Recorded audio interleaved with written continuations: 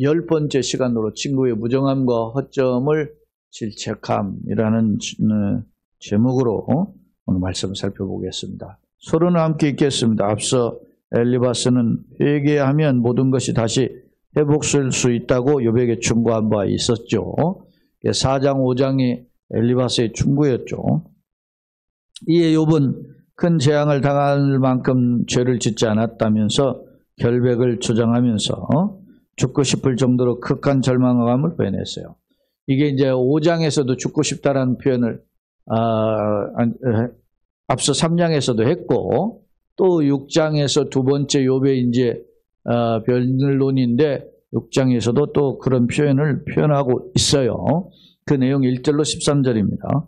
자, 본문은 욥의 계속된 변증으로 일말의 동정심도 보이지 않는 엘리바스의 무정함을 질책한다.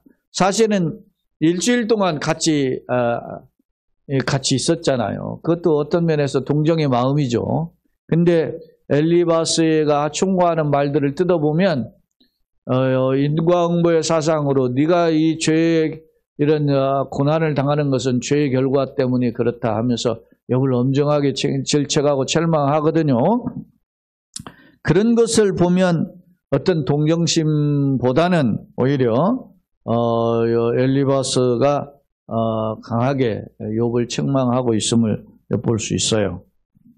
그러나 욥은 아직 우리가 살펴봐서 잘 알고 있지만 그가 죄의 잘못으로 이런 고난을 당하는 것이 아니잖아요. 그러니까 우리가 남한테 어떤 충고, 어드바이스를 할 때는 좀 지혜로움이 필요하다. 이게 논리적, 이론적으로 그냥 상대방 앞에 내세우는 것보다 그의 어떤 현상을 되돌아보면서 이해해주고 위로하고자 하는 그런 접근법이 필요한 거죠. 오늘 본문에서도 그런 내용이 사실은 보여요. 14절 같은 경우 그런 내용인데 이따 14절 살펴보면서 설명하겠습니다. 자, 본문은 14절로 30절이죠. 욥의 계속된 변증으로 일말의 동정심도 보이지 않는 엘리바스의 무정함을 질책하는 내용의 14절, 23절. 그리고 아울러 그의 충고, 엘리바스의 충고에 허점이 있음을 지적한 후에 자신의 의의를 필요하다. 나 아직도 의의를 내세울 수 있다. 그런 표현을 해요. 나의 의가 건재하니 돌아오라. 마지막 29절에 표현하고 있죠. 이런 내용을 우리가 한번 들여다보겠습니다. 오늘 두 가지의 각도에서 엘리바스의 무정함, 그리고 엘리바스가 욥을 충고했는데 그거에 대한 허점을 다시 욥이 반론으로 지적하고 있는 내용을 한번 살펴보도록 하겠습니다. 성경으로 와서 14절입니다. 낙심한 자가 비록 전능자를 경외하려기를 저버릴지라도 그의 친구로부터 동정을 받느니라. 사실 이게 바른 태도는 아니죠. 낙심한 자가 전능자는 하나님이죠. 하나님을 경외하는 것을 저버릴지라도 이게 올바른 태도가 아니잖아요. 그러나 설령 그렇다 할지라도 가장 가까운 친구는 어떻게 해요? 친구로부터 동정을 받는다. 오죽하면 저렇겠어. 이런 생각을 한다는 겁니다. 네?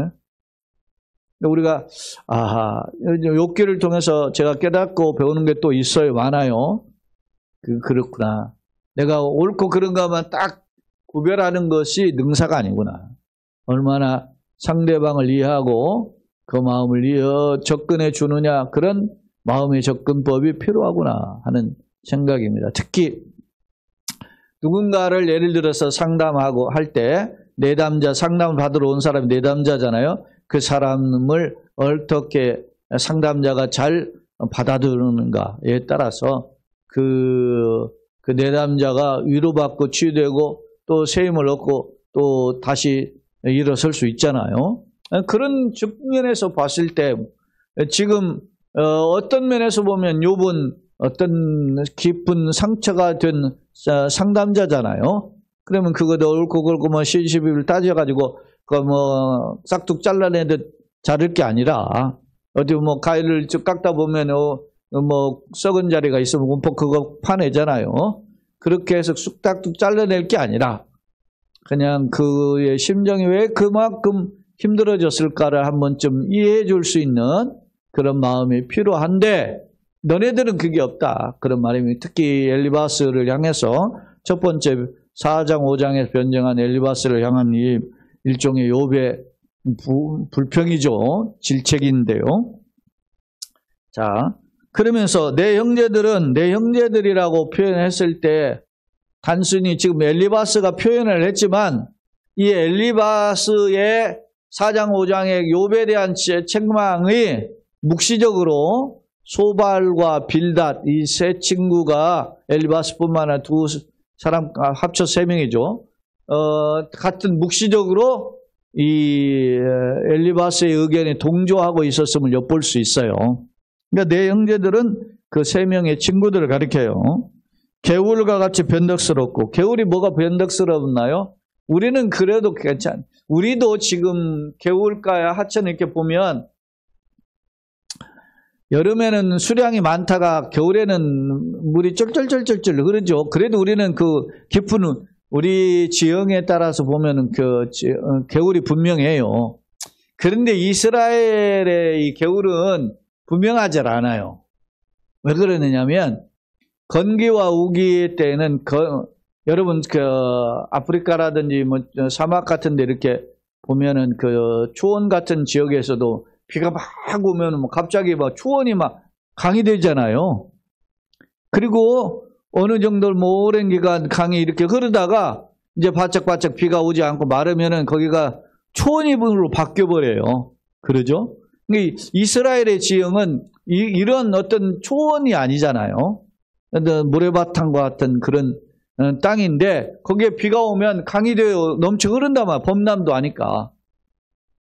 그러다가 우기 때 이게 비가 이제 오다가 그 다음에 이제 건기가 되면 비가 그칠 거 아닙니까? 그러면 거기 있는 그 모래의 물들이 살살살살 스며서 싹 막 없어져요. 그러면 그냥 살짝 굴곡진 형태. 우리나라는 뭐 개울이라도 크게 있지만 여기는 살짝 움푹진 그런 곳이 된다. 물은 없고 와디라고 하지 이런 걸. 예? 이런 식이 되는 거예요. 그래서 내 형제들은 개울과 같이 변덕스럽고 왜냐? 개울이 어떻게 됐어요? 처음에는 와디가 비가 많이 오면 넘치는 물들이 개울물이 되더니 이제는 비가 그치고 건기가 되면 아무것도 없는 그런 모습과 같다. 이랬다 저랬다 한다는 거예요. 그러니까 욥의 친구들이 욥이 볼 때 아마 욥이 잘 나갈 때는 욥한테 와가지고 아마 이래저래 이러쿵저러쿵 아마 욥한테 좋은 이야기도 많이 하고 그랬던 것으로 보여져요. 근데 욥이 이렇게 고난당하니까 그냥 막 아주 막 핀잔하잖아요. 네가 잘못했으니까 이따위로 고난당하지 하는 이런 핀잔추의 말들만 하니까 욥이 변덕스럽다 이렇게 표현을 하는 거예요. 자, 그리고 그들은 개울에 물살같이 지나가는 개울 그 우기 때 물들이 막 쏜살로 막 지나가잖아요. 빠르게 지나간단 말입니다. 지나가고 그리고 나서 조금 지나면 그 뭐 바짝 말라버린단 말입니다. 그렇구나 하는 거예요. 그러니까 앞서 이야기하잖아요. 내가 상담자로서 어떤 마음이 필요한가. 설령 하나님 앞에 죄를 졌어도 그 친구들은 그 사람은 너 잘못했다 막 이렇게 공격하기보다 오직하면 그렇게 해서 이렇게 위로하잖아요. 그런 태도가 필요하다. 그런 마인드예요. 욥이 이렇게 표현한다면. 자, 16절 얼음이 녹으면 물이 검어지며 눈이 그 속에 감추어질지라도 이게 얼음이 녹으면 물이 검어질 리가 없죠. 근데 이게 무슨 표현이냐. 당시 거기에는 현무암이 많기 때문에 이것은 현무암은 화산재의 암들이죠. 그렇다고 보면은 현무가 검은 돌이잖아요. 마찬가지로 이스라엘의 고대 그 높은 산 지역이라 아니면은 이스라엘의 요단 동편에 소위 트랜스 요르단 길라 지방이라든지 그리고 그 갈릴리 북동쪽으로 골란고원이 있어요. 그런 것은 고원지대인데 거기엔 눈이 겨울에 쌓인단 말입니다. 그러다가 이게 봄에 오면 그게 녹아요.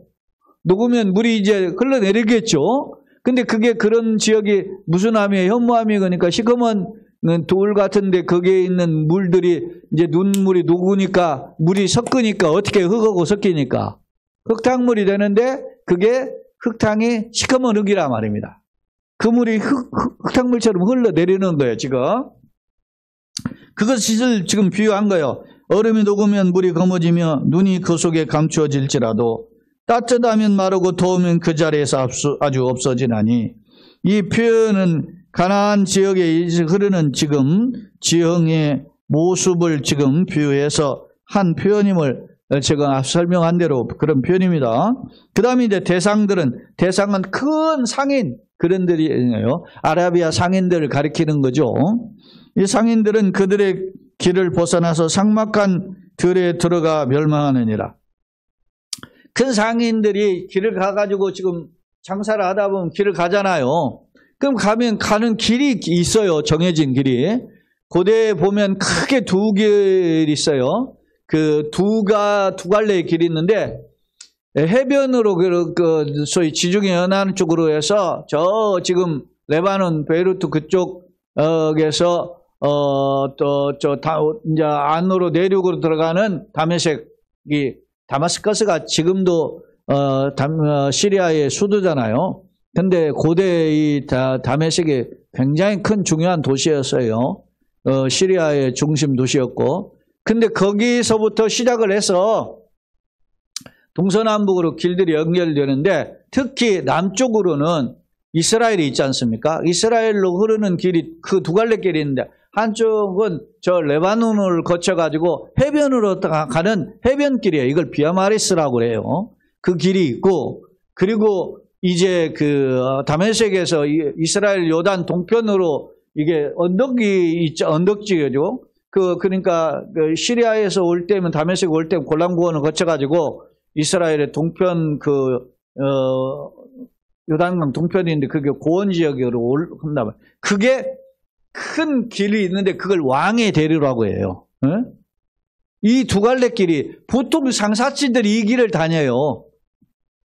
근데 이 길을 다니다가 이제 목이 마르고 물을 구해야 될 거 아닙니까? 낙타도 내리고 가고 뭐 하고 집 살고 먹고도 자고 거기서 길 가다가 자고도 해야 되고 하니까 물을 구하려면 어디를 가야 됩니까? 오아시스를 거쳐야 되는데 만약에 그걸 찾지 못하니까 길을 지금 이제 물을 구하려고 찾는 거예요. 지금 이 모습이 그런 걸 소개해요. 18절. 그들이 길을 벗어나서 삭막한 들에 들어가 멸망하라. 삭막한 들은 사막이죠. 물 찾는 데 들어갔다가 물 못 구하고 물 떨어지면 죽는 거 아닙니까? 그래서 망한다. 그런 겁니다. 길을 잘못 들어서. 거기 와서는 바라던 것, 19절. 대마의 때들도 이게 대마의 때라는 말이 대마가 이 에돔의 영토잖아요. 근데 이게 대마의 때들은 여기 이 사람들 상인들인데 그것을 바라보고 스바의 행인들도 그것을 삼아다 물을 얻으려고 하는 거예요. 대마의 때들, 대마의 때들, 스바의 행인들 다 상인들이에요. 길을 가면서 그 물을 놓치면 안 될 거 아닙니까? 그게 장사꾼들이니까 가축에도 물을 먹여야 되고 그리고 자기들도 먹어야 되고 그것이 물이 일부만 있으면 안 되고 오래 해야 되니까 그걸 사모하다가 어떻게 해요? 거기 와서는 바라던 것을 부끄러워하고 낙선. 자기가 물 구하러 왔는데 와보니까 물이 없네. 그래서 결국에는 부끄러워하고 낙심한다는 거야. 왜냐? 시냇물을 찾아왔는 시냇물이 바짝 말라버렸으니까. 그런 상황을 묘사에 낙심한다는 거예요. 자, 이제 너희는 아무것도 아니로구나. 너희가 두려운 일을 본즉 겁내는구나. 아하. 욥의 친구 대만 사람 지금 엘리바스가 욥을 충고하고 질책한 이유가 여기 드러나는 거예요. 그것에 지금 소발 빌닷도 아직 말을 하지 않았지만 그들도 같이 동조하는데 그 이유가 여기 있다는 거예요. 21절. 다시 한번 보세요. 이제 너희는 아무것도 아니로구나. 너희가 두려운 일을 본즉 겁내는 거. 우리가 연좌제 그런 게 있었죠. 북한 이렇게 해서 6.25 때 말이지 빨갱이 부여간 가족들 있으면 연좌제 엮어가지고 그 가족이 아무런 잘못도 없는데 가족 중에 누가 그렇다고 해가지고 너 빨갱이 가족이라 가지고 뭐 이렇게 저 공무원 취직도 못하고 뭐 군대도 제대로 못 가고 그랬잖아요. 장교도 못했어요. 우리나라. 세상 많이 좋아졌어 우리나라. 그런 연좌제 다 신원주의 옛날 신원주의라는 말이 그거예요. 이렇게 해서 그 사람이 관련된 거 다 조사해봤다. 근데 이게 무슨 이야기냐? 너희가 두려운 일을 본즉 겁낸다. 자, 지금 욥이 고난을 엄청나게 당한단 말입니다. 이게 엘리바스나 신부들은 뭐로 생각해요? 인과응보의 사상으로. 잘못을 했으니까 죄를 지었으니까 저게 고난을 당한단 말이야. 욥에게 얼마나 저렇게 하나님 진노하셨으면 저런 고난을 당할까? 이렇게 두려울 거 아닙니까? 근데 그들이 생각할 세 명의 친구가 옛날에 욥하고 가장 가까운 친구들이잖아요. 그러니까 너놈들도 그런 거 아니야? 하나님이 그렇게 진노하시면 어떨까? 이런 울컥 두려운 마음이 생긴 거야. 그래서 거리를 두는 거죠. 마치 갈라디아서 보니까 베드로가 이방인과 같이 밥 먹다가 야곱에 보낸 형제들이 오니까 안목은처럼 이방인들하고 같이 안 어울린 건지 외식했다 그러잖아요. 그때 바나바도 어떨 줄 몰라가지고 나도 어떻게 해야지 거기에 흔들렸다 그러잖아요. 왜? 연좌제에 걸릴까 봐. 욥의 세 친구가 욥을 처음에 고난당한 걸 위로하라다 너무 극심하다는 거 알고 그리고 자기네들 일주일 있으면서 생각해보니까 이놈 죄 지어가지고서는 벌 받는 거 아니야? 그렇다면 내가 욥을 같이 옆에 끼어가지고서는 어울리다가 나까지 벌 받으면 어떻게 돼? 이렇게 두려움을 가졌다는 겁니다. 21절의 내용을 욥이 보기에 그래요. 이제 뭐래요? 너희는 아무것도 아니로구나. 내게는 아무것도 아니라는 거예요. 그렇게 네가 너희들 가까운 친구라니 어쩌니? 그랬더니 내가 두려운 일을 당하니까 너희도 그걸 겁내네.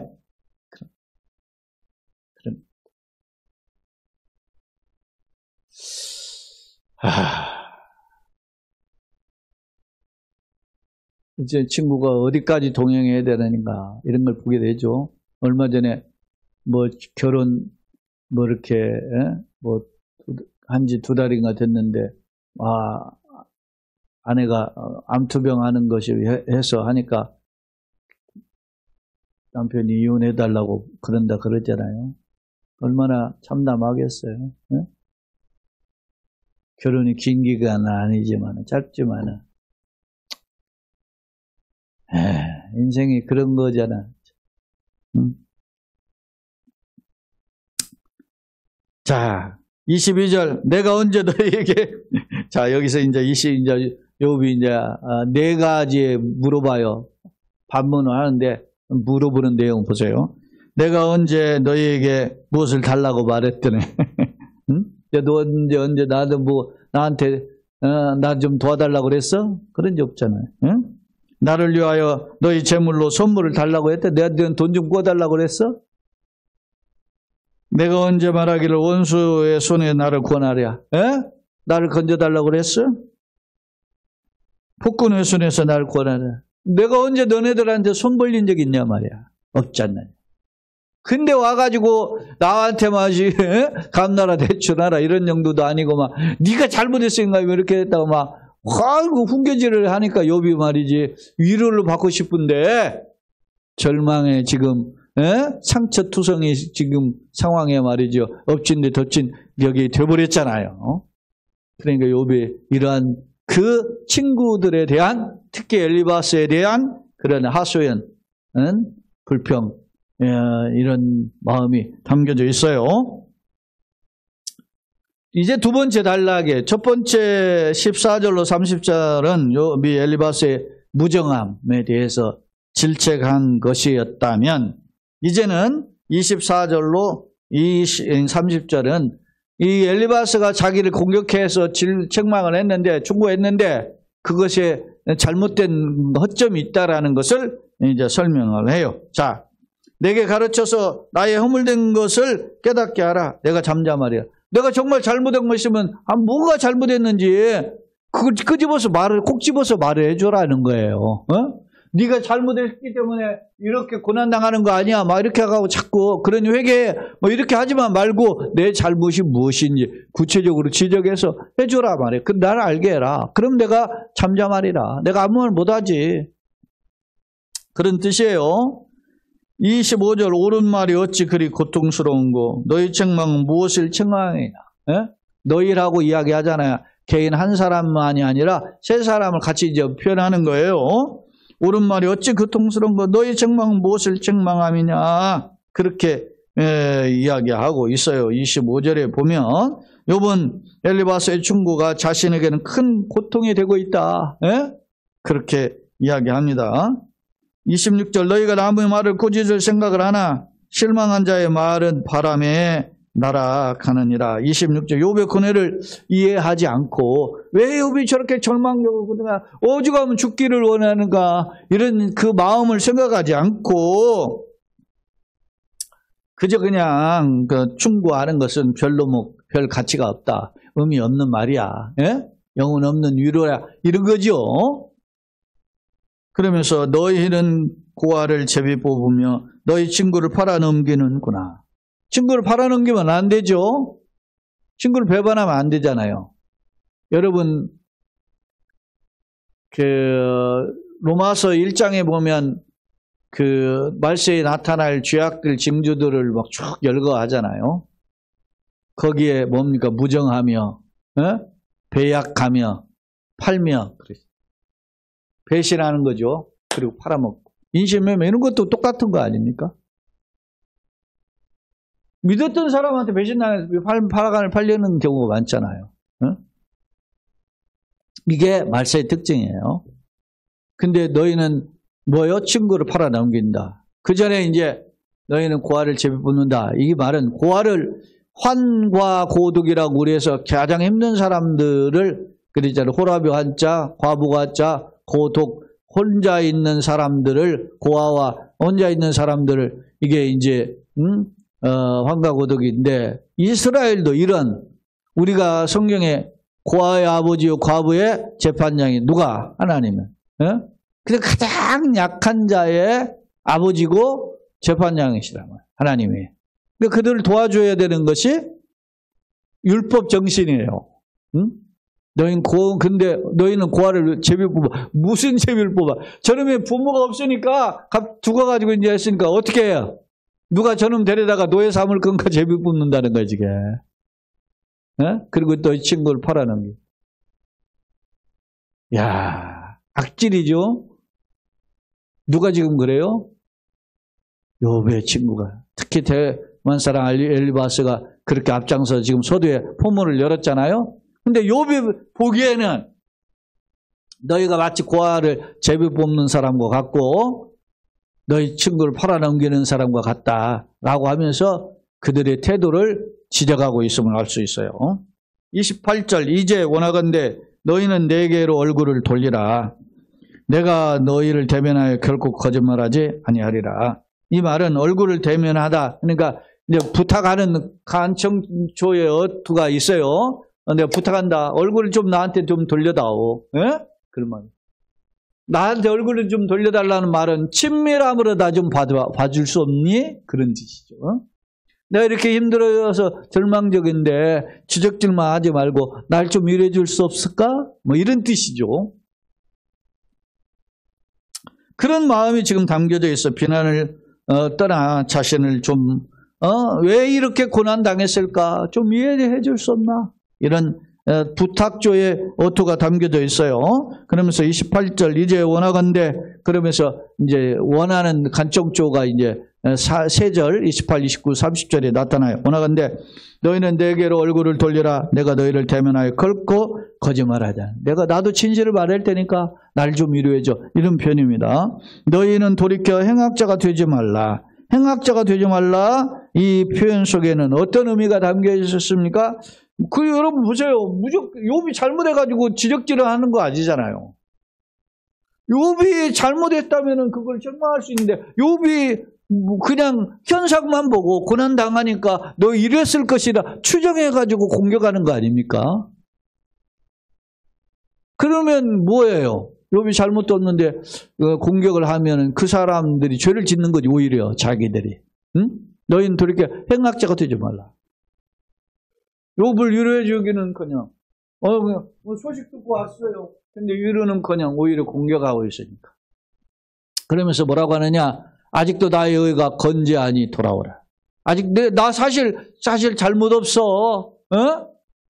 그러니 나의 그 진실된 마음을 알아달라고 하는 그런 강력한 자기의 그 호소가 담겨져 있음을 알 수 있어요, 욥이. 자기 여기에서 이제 29절에 나의 의가 건재하다, 이 의의 개념이 이제 한번 해석할 이제 포커스가 있어요. 이게 의가 어떤 의인가라고 할 때 하나님 앞에서 의는 하나도 없잖아요. 그 개념으로 볼 때는 이 의는 완벽한 의의 개념으로 해석이 될 수 있죠. 그러나 그런 의미는 아니지 않느냐라고 하는 것이 학자들의 견해예요. 나의 의가 건재하다는 말은 의인은 없나니 하나도 없다고 할 때 그런 의인이라는 의미가 아니라 하나님 보시기에 죄를 짓지 않고 그동안 내가 이렇게 살아왔다라는 의미란 말입니다. 반대로 자기가 정말 의인이라고 생각하는 사람이 누굽니까? 누가복음 18장에 가면 성전에 올라와 두 명이 기도하잖아요. 한 사람 바리새인, 한 사람 세리예요. 한 사람 바리새인은 어떻게 합니까? 하늘을 우러러 손을 기도하면서 나는 일에 2번 11절하고 금식하고 11 뭡니까? 이 세례와도 같지 않습니다 하면서 자기 의를 내세우잖아요. 이건 자기가 의인이라는 거예요. 나는 떳떳하다는 거예요. 욥이 그런 의미에서 의를 말하는 것은 아닐 겁니다. 만약에 그랬다면 이건 조심스럽죠. 왜냐? 나중에 이 의미가 전혀 없는 건 아니에요. 왜냐하면 나중에 이제 폭풍 가운데 38장부터 이제 40장에 폭풍 가운데 하나님이 나타나셔가지고 욥에게 계속된 질문을 하면서 너가 대장부처럼 허리를 동이고 하나님의 뜻에 대답해 보라 말씀을 하죠. 그러니까 그 하나님 앞에 욥이 섰을 때 어떻게 해요? 욥기 마지막 42장 1절로 6절을 보면 내가 한두 번 말했지만 이제 손의 입을 가릴 뿐입니다. 무지한 말로 이치를 어둡게 하는 자가 누굽니까? 내가 그랬다는 거. 자기가 답답하고 힘들어서 그랬지만 내가 하나님의 거룩하신 영광의 하나님 앞에 서니까 아무것도 아니라는 것을 깨닫게 되죠. 그러면서 엎드리는 겁니다. 철저히 그때는 겸손 모드로 들어가죠. 그러니까 여기서 의의 개념은 두 가지 의미에서 볼 때 광의적인 의미에서는 뭡니까? 어떤 보편적인 다른 사람보다 이렇게 하는 그 도덕적으로 나은 의의를 가리키는 거예요. 내가 누구한테 죄를 지어서 이런 것이 아니다라는 의미에서 담겨져 있고 가장 이제 중요한 의미는 의의는 없나 하나도 없다는 개념의 의인데 여기서 그런 의미는 아니라 이렇게 보여지는 겁니다. 30절 내 혀에 어찌 불의한 것이 있으랴 내 미각이 어찌 속임을 분별하지 못하랴. 자기도 옳고 그름을 판단하고 의와 죄가 무엇인지 분별할 줄 안다. 그런 것입니다. 그걸 몰라가지고 내가 이러는 것이 아니다. 이렇게 욥은 지금 설명하고 있어요. 자, 두 번째 화면은 14절로 30절을 두 단락으로 나눈 겁니다. 거기에 이제 우리가 좀 원문을 제가 몇 개 적은 게 있어요. 하나는 개울과 같이 변덕스럽다라고 하는 표현인데 케문나할인데 케문나할은 팔레스타인의 겨울은 우기에 흐르다가 건기에 물이 끊기고 흔적만 남는다. 와디인데 아까 제가 설명한 그 내용이 있어요.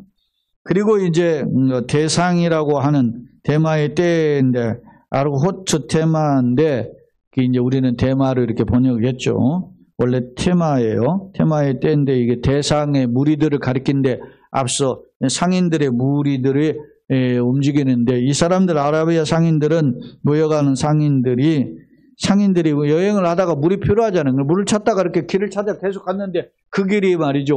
물이 있을 것 같다, 가보니까 물은 없고 결국은 목말라 죽게 되는 그런 상황이 있다라는 비유를 했었어요.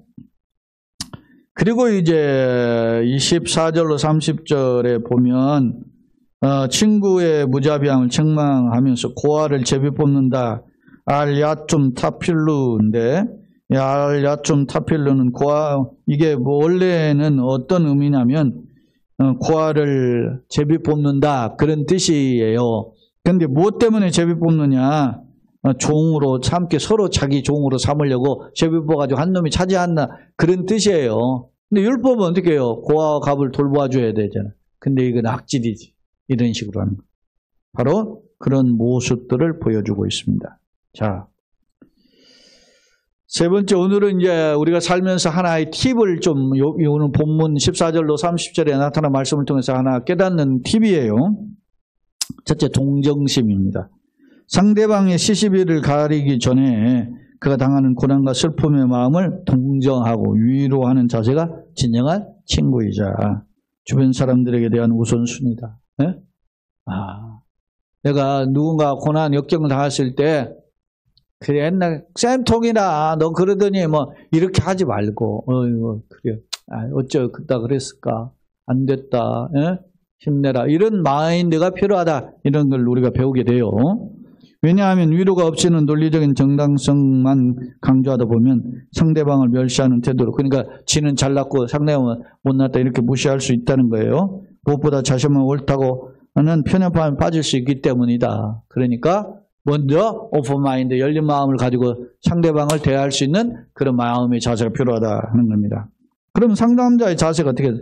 상담과 권면의 자세는 자신의 경험과 논리를 통해 일방적인 충고가 아니야. 내가 경험상 보니 이렇게 해야 돼, 이런 것이 아니라, 우리는 기독교인이잖아요. 예수를 믿는 사람이 하나님이 내 안에 계신 분이란 말이에요. 그러니까 우리가 하나님이 기뻐하시는 뜻이 무엇인지 지혜를 구하고 성령의 인도하심을 따르는 그런 지혜로운 자세가 필요하다. 왜? 우리는 때때로 세상의 소금과 빛의 사명을 감당하는 그리스도의 향기로서 살아야 되기 때문에 그렇죠. 자, 욥의 태도를 통해서 우리가 한번 조심스러운 게 있어요. 욥은 자신의 의가 건재하다고 표현했는데 이는 죄를 짓지 않았다는 변증이긴 하지만 나 잘못이 없어, 그런다 할 만한 잘못이 없다 그런 뜻이에요. 그러긴 하지만 이것을 만약에 너무 과하게 주장하면 마치 자기가 의인인 것처럼 교만에 빠질 수 있기 때문에 조심해야 된다 하는 그런 경고가 담겨져 있어요. 자, 결론입니다.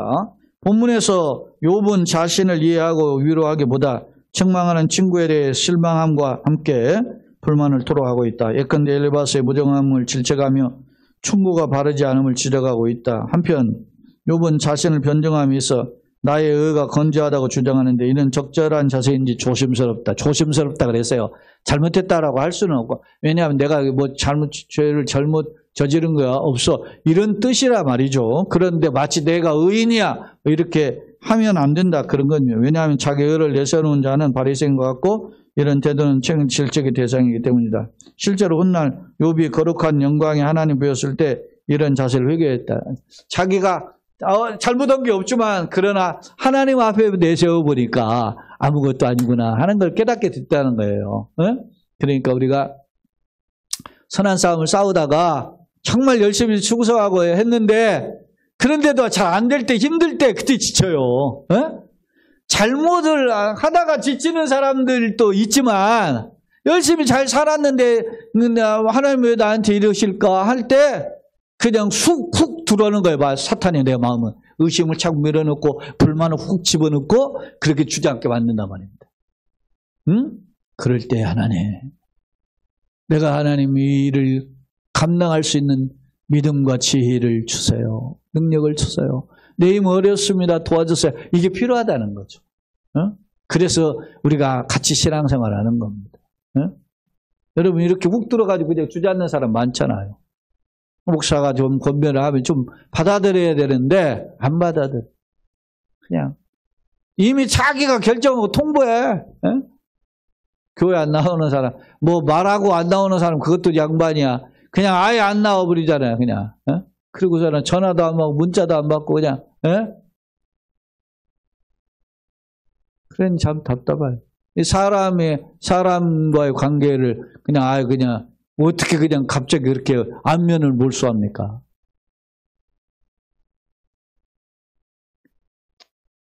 그러니까 참 어렵더라는 거지. 그런 생각이 들어요.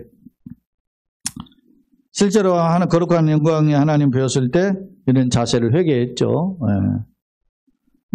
귀로만 듣다가 하나님 이제 얼굴로 뵙는다 그랬잖아요. 눈으로 뵙는다. 물론 욥의 주장은 친구의 책망에 대한 변증이 분명해요. 너 죄 있으니까 이렇게 고난 당하는 거 아니야. 난 그 죄 없어. 난 그런 뜻이에요. 그것이 분명하다. 나는 어떤가. 하나님이 불쌍히 여기심을 구하며 체면은 간섭에 붙들리는 복된 길을 걸어가는 저와 여러분들, 우리 속한 교회와 여러 가정들 다 되시되 하나님의 위로가 넘치고 그 위로 안에 다시 일어나는 우리 모두가 되시기를 예수님의 이름으로 거듭 축원합니다. 아멘. 조시는